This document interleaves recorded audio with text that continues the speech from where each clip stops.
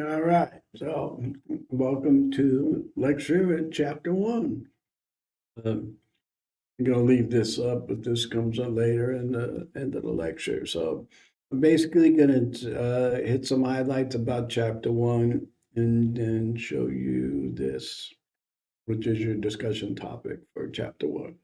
So chapter one is about research, how to do sexual research.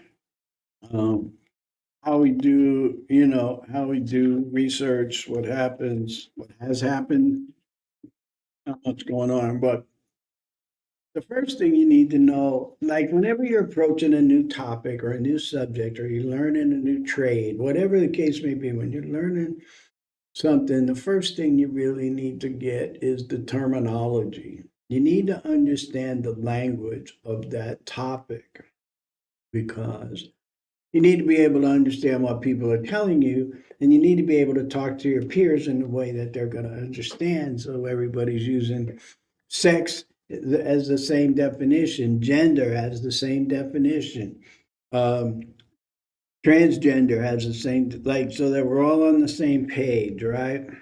Um, and so learning the language is one of the first things, and there's going to be a lot of definitions in here for you, right? What is sexual well-being and what does that mean? Um, what is holistic sex? What is sexual literacy? Right? So all of this stuff, there's going to be a lot of maybe new terms for you, maybe not. At any rate, whatever the topic may be in your future, the first thing you want to learn is the language that the people that are so-called the experts in the topic are using, right? Okay. So you're going to get a lot of that in this, and all the way throughout the class, you're going to be getting new things. Mm. In this class is going to be a lot of reference to culture. All right. So your culture, where are you from? What is the group of people that you are associated with that have the same standards, basically, right? A group think kind of thing. Uh, you practice the same rituals. Um, Maybe it's religion, maybe it's based on religion, maybe it's based on your geography, whatever the case may be, your ethnic group, you all have a culture. Everybody belongs to some type of culture. Um, and here's what I'm going to say. Sometimes I ask, like, how has your culture influenced this topic, whatever topic we're talking about? And I have somebody respond like, that has no influence on me. Well, that is naive at best, and that answer gets you no credit. Um, to think that your culture has not influenced you is, as I said, just naive as best, and I will tell you is absolutely wrong. Um, from childhood, our culture has influenced us. Our culture is our immediate like an onion, right? It's our immediate family and these relationships as we build out. We have our immediate blood family that raised us, mom, dad, whoever the caretakers are, siblings, that. Then there's an expanded family, maybe blood, maybe not. And then there's our community and outside, and just like that, the layers of onions is we have such layers to our culture. But to think that your culture has not, to tell me your culture has not influenced you, I will tell you, as many years as a licensed therapist, that that is just not true. Okay. Um, so the other thing we're going to talk about in this topic is research, right? So uh, it's amazingly, sex has only been researched for maybe like the last 75 years, which sounds like a long time, especially to you, I'm assuming. But most topics, that is like nothing. Like, we just barely, we're still working on researching sex. Um, and in the beginning, you're going to learn about McKinney and Freud, right? Freud was one.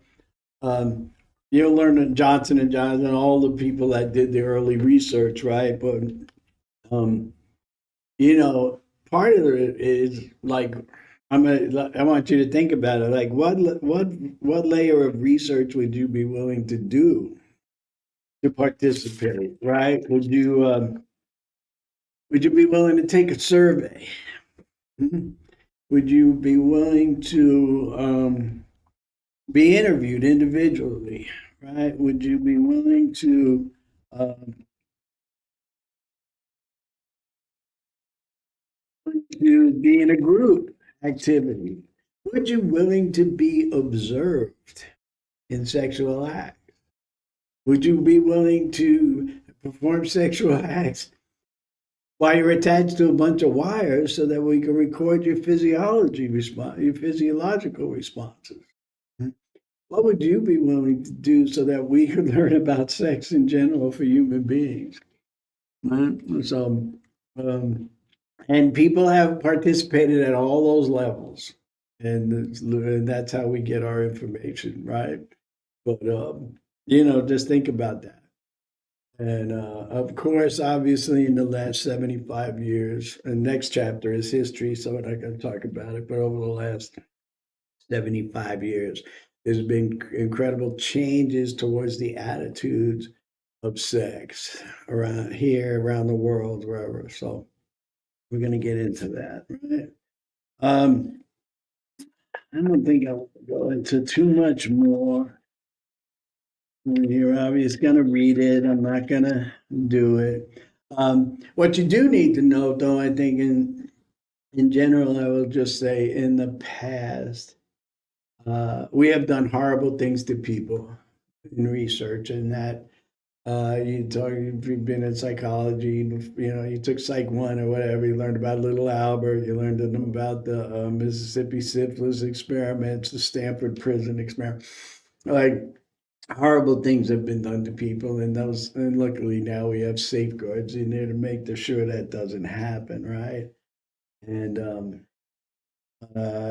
one of the things I will say is a lot of like we love research where we can use twins, right? And Switzerland has the most twins in any country in the world, and so what we call longitudinal studies, when we want to study somebody across their lifetime, if we have one that does this and one that doesn't, and we see how that changes them, it gives us great insight to some things. So that's one of the things we try to look for. We call that dependent data, and that's for a different class, but that's it. You're going to talk about, like I said, how you're going to participate, and you're going to learn about human sexual rights in this class, in this chapter, which is very important, right? In this day and age, uh, there's a lot of people and a lot of different sexual identities and sexual feelings, and so the people have the certain rights and human rights, and the World Health Organization has decided that sexual rights are human rights, basic human rights. However, just like other human rights, not everybody in the world feels that way or agrees that way or treats people with the respect that they.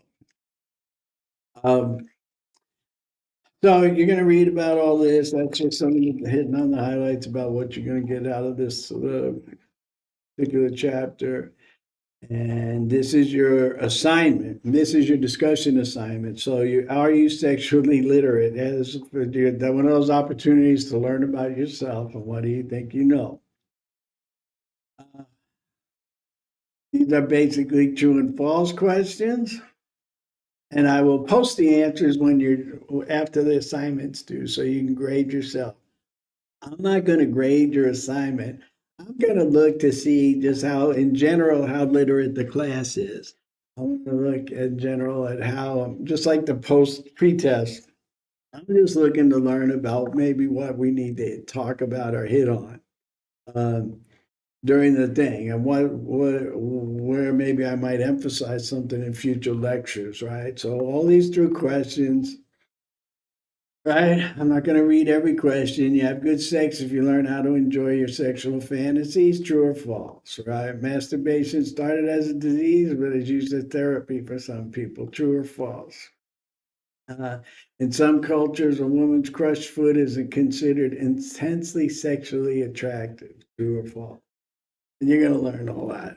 If you read, you're going to know the answers, right? Right. So if you read the thing, you're pretty much going to know some of these answers, and some of them you won't. Some of them you won't because that's what this is about. This is for you, the opportunity for you to learn how much you know and what you think you know, and what is true and what is false about what you believe and you think you know. Because most of us um, takes many, many years to learn this stuff about ourselves, to learn the stuff about the world. Um, it is not something you're going to learn from your peers, which is maybe where you got most of your sexual literacy. And probably 50% of that is incorrect because they don't know anything more than you. They just got that information from somebody who's passed down some misinformation mostly. At any rate, this is your thing. You're going to post the answers in that discussion assignment section. And that's it for chapter 1. So I'm going to close this. And like I said, I'm available for questions. And if you need anything, please just reach out to me. Thank you.